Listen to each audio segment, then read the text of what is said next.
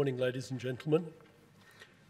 My talk this morning is Green Building, a Contractor's Perspective. I'm going to start with an overview of us as a construction company, and after that we'll go into the contractor's perspective.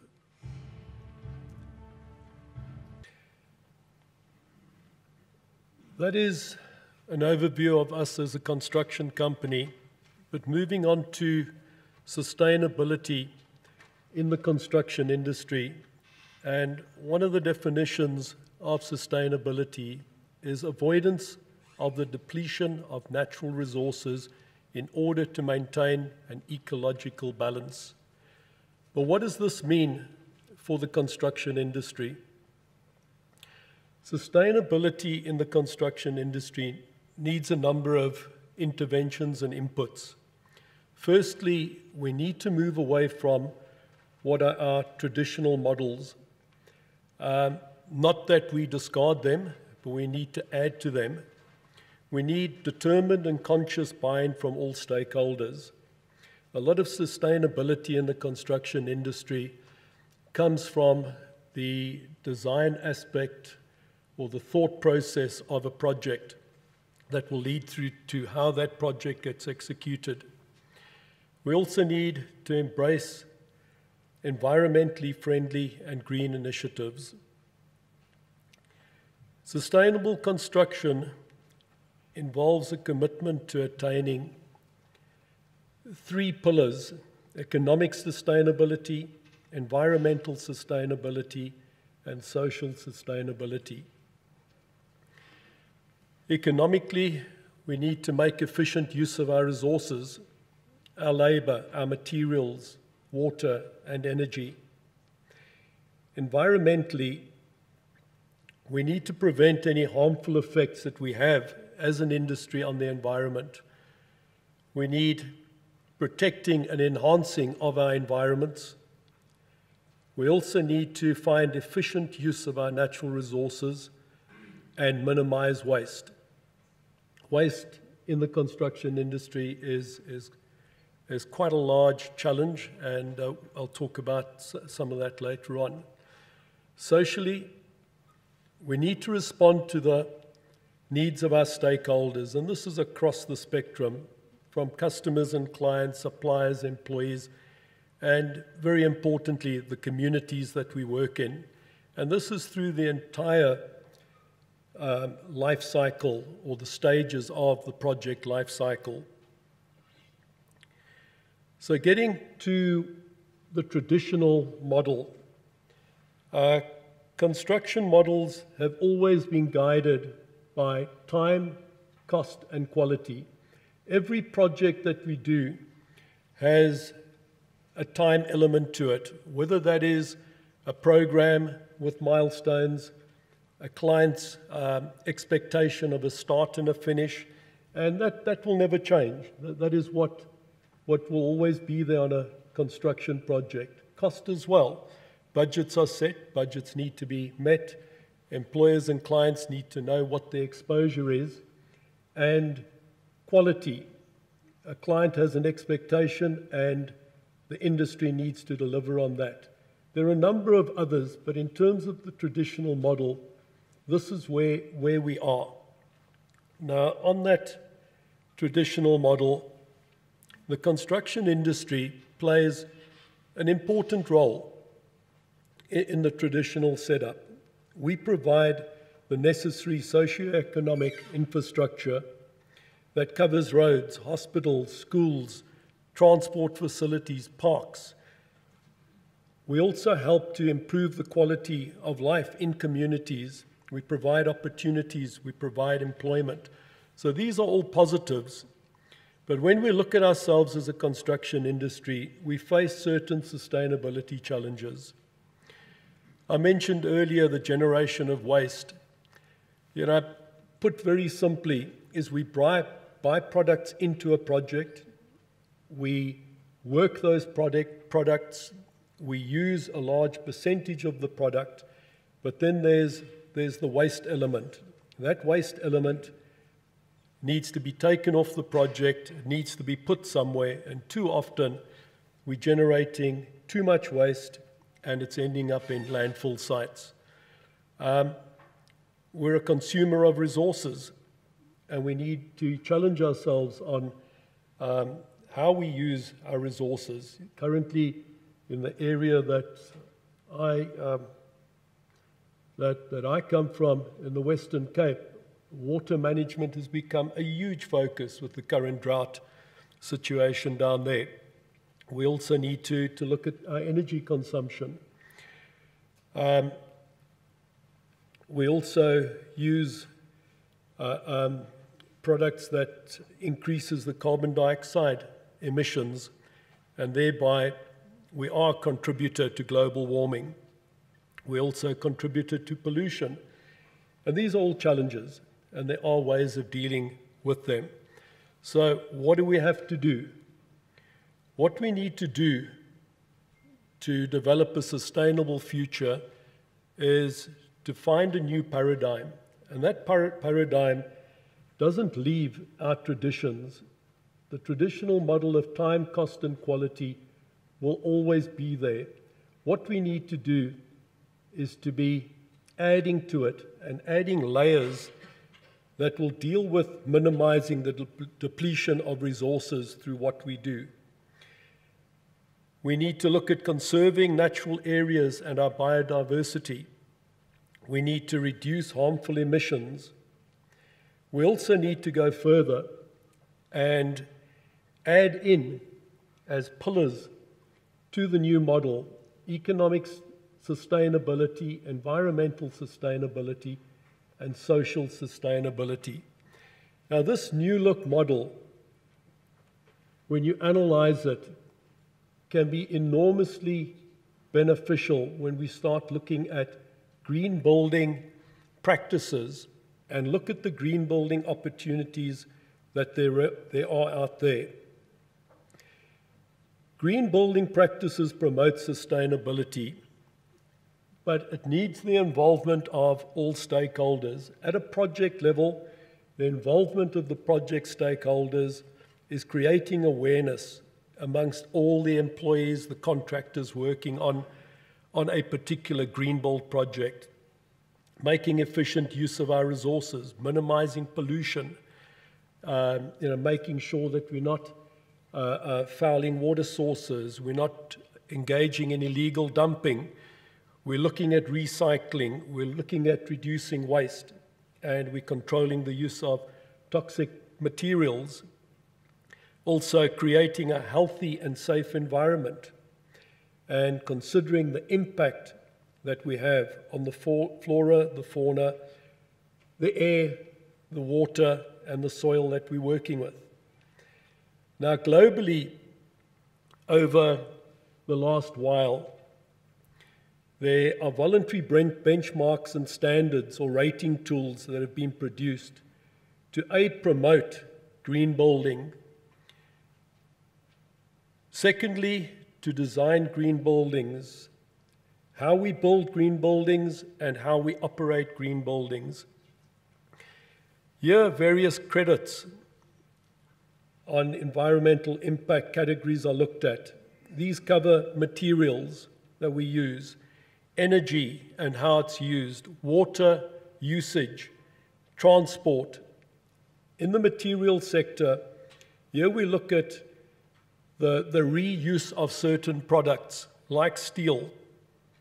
We look at reducing cement content in concrete or replacing the cement as far as possible. In the energy area, we minimize our greenhouse gas emissions that are associated with operational energy requirements. On the water side, we look at how do we harvest rainwater. How do we reuse the water used in the construction process? Ultimately, when we're operating the building, how do we use the grey water that's produced within that building? On the transport side, we look at non-motorized vehicles. We look at local sourcing, cutting down transport distances. In this area of standards and rating tools, there have been a number of global certification systems, starting off with the British Establishment Environmental Assessment Method, the BREEAM. This was established in 1990. Thereafter, it was followed by the Leadership in Energy and Environmental Design, LEED, the United States of America standard, which was established in 1993. In the year 2000, the National Australian Built Environmental Rating System, NABERS, was established, and that was followed by the Green Star Australia in 2003. And our very own Green Star South Africa, GBCSA, established in 2007. Now, these rating tools serve as objective measures for green buildings, and the only way we will know how well we are doing is when we can measure and rate ourselves. And to date, our Green Building Council of South Africa have certified some 250 operations within that. So there's a lot of work that's gone in, but I suppose we could say there's a lot more that can be done. Now, with any change, and in terms of green buildings and how we see it from a contractor's perspective, there are considerations, and these are not negatives, but these are challenges that we need to face up to and we need to tackle. In terms of considerations that contractors need to be aware of, I must say that many of our fellow contractors, ourselves included, have gone a long way of moving away from the traditional model and are already engaged in the movement towards the new model. But in terms of considerations, procurement, for instance, here we find that the selection process of contractors and suppliers within that needs to be very closely monitored and looked at. There's not a lot of expertise in terms of green suppliers. People talk green very well, but the actions are not always there. And as I mentioned earlier, it's how we measure ourselves. So we've got to be able to do that. And that's where we get into the documentation. Often the documentation is a bit burdensome, but it needs to be done. A lot of this documentation tracking ends up happening post-practical completion to be able to close out. On local sourcing, project location plays a major role in terms of your range and your distances that need to be covered, bringing materials into your green building project. Rural areas become a challenge because of their location, and the radius of the geographical area for sourcing. Although a challenge, I must say, in our experience in Concor in the Western Cape, we have always been able to secure our local sourcing credits, so it can be done. We then move on to waste disposal, and I think here, looking at reuse and focusing on recycling and using that as a waste management strategy to divert waste from landfill. You know, the traditional model, as I said earlier, we collect the waste, we load it on something, and we send it away, and we're not really worried about where it goes. We need to be more focused on how we deal with that. We need a culture shift in terms of how we deal with the disposal of waste. Separation of waste at source. This is something that the industry is doing, and it's something that has come out of our experience on green building projects that we start introducing onto non-green building projects. Because at the end of the day, discarding of waste has a cost effect to it, and if you can minimize that by separation, there are benefits. The use of crushed rubble, for instance, in recycled materials into concrete could be problematic. These factors need to be considered.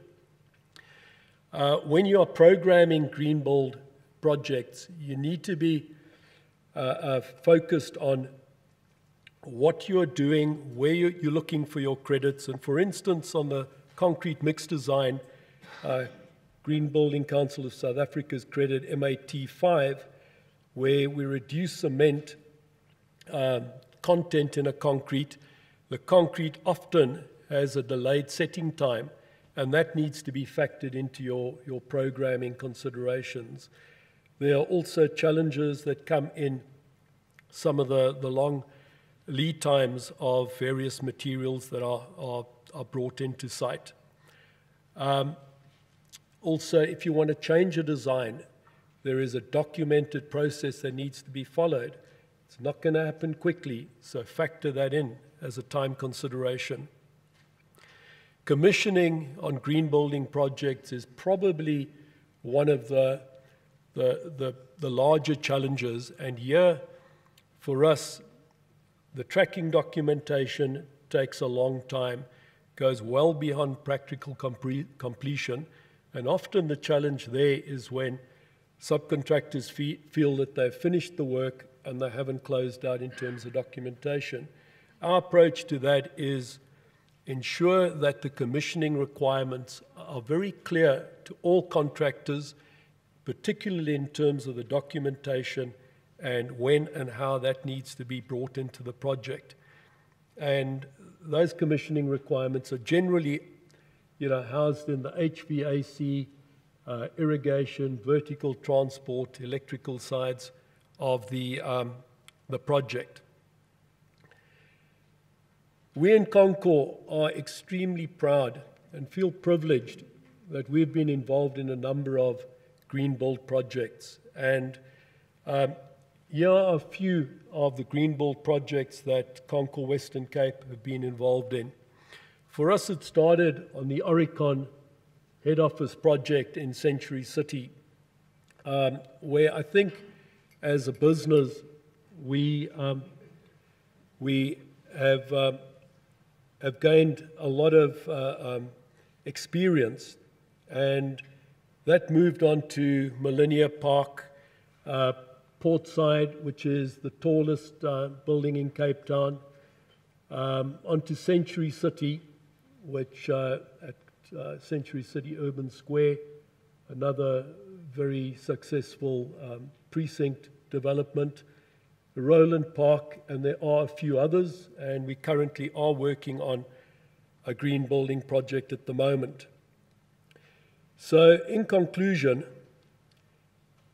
from a contractor's perspective, as part of an industry that values sustainability, and I truly believe the industry does value it, what we need is to find better ways of doing what we do, and we recognize the need for awareness of the value of green building practices and the implementation of sustainable initiatives within the industry through green building projects.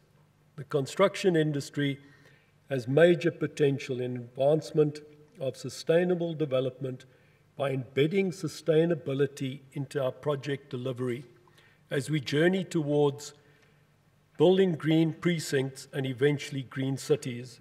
And I think Green Building South Africa, the Council of South Africa, have a sustainability precinct tool that is out. So from projects to precincts and on to cities. Before I thank you, I'd just like to talk about Century City, where this is one project that we were involved in, the Century City Urban Square, but already is part of several buildings forming a precinct. And I think that is where developers are aiming in terms of moving it on from individual buildings to precincts. And on that note, thank you very much.